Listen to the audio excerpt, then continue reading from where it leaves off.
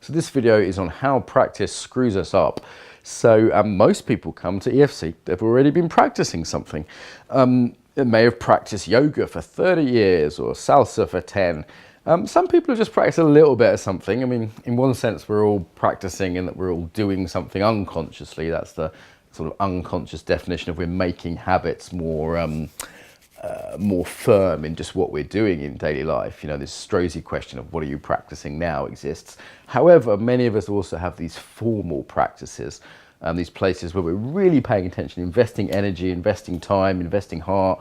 And yeah, you know, that's really worth looking at.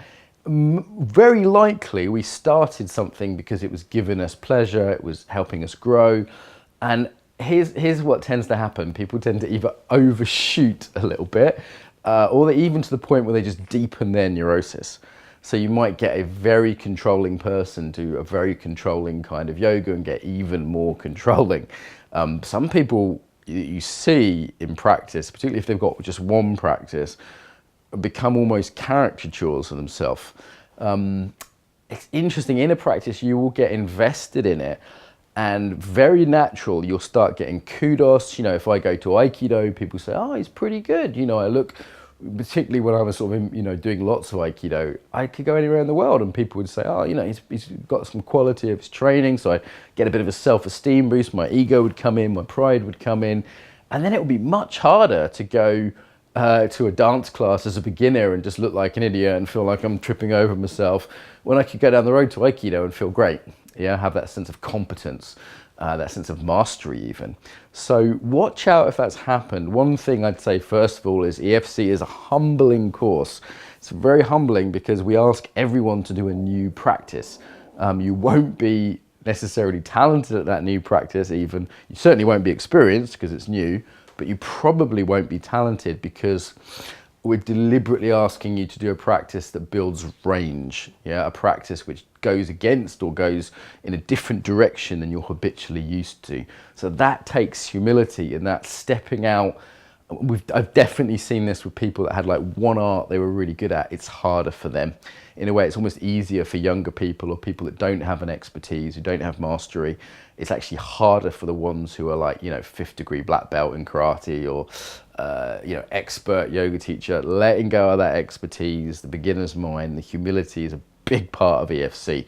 And frankly, sometimes it can suck. So be ready for that. And other times there's a complete joy in it, so that's not necessarily going to happen. So yeah, our practices can screw us up, and I think it's well worth looking at how your practice has overdeveloped certain things or allowed other things to atrophy. Yeah, so you can think of embodiments as answers to life's challenges. Or strategies. So one way of looking at an embodiment is it's a strategy to get what you want, particularly to get love, safety, belonging, things like the core needs, meaning, the key needs of being a human, right? So let's say your thing is I'm tough, I'm strong, I go do lots of martial arts, I get even stronger and tougher. That becomes a key strategy. Yeah, that may limit other strategies.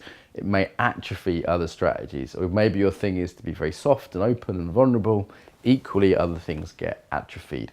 So looking at how your practice has made you excessive in some ways and has diminished other skills, has made you biased, has made you lean, sometimes literally, but certainly metaphorically, figuratively, in a particular direction. This is part of the beauty and the horror of EFC, as we really look at how our practices have screwed us up, for want of an easier phrase. And then this, of course, helps us choose new practices that we can develop throughout EFC, which can be very humbling. It can be just a really fun adventure as well. You know, certainly for me, when I had lots of Aikido, then I discovered tango, it was like, wow, women with fantastic shoes who smell of perfume and style and music and fun, and wow, I was just longing for it. So I'd be open to that possibility too, but I certainly had to trip over my feet for a few weeks and feel like an idiot before I kind of got enough basic confidence I could start enjoying it. And the learning curve on different arts is different, so that's one to watch out for when you're picking a practice. Okay, so examining your practice of the past in the light of how it can deepen neurosis and leave you lacking or overdeveloped in certain areas.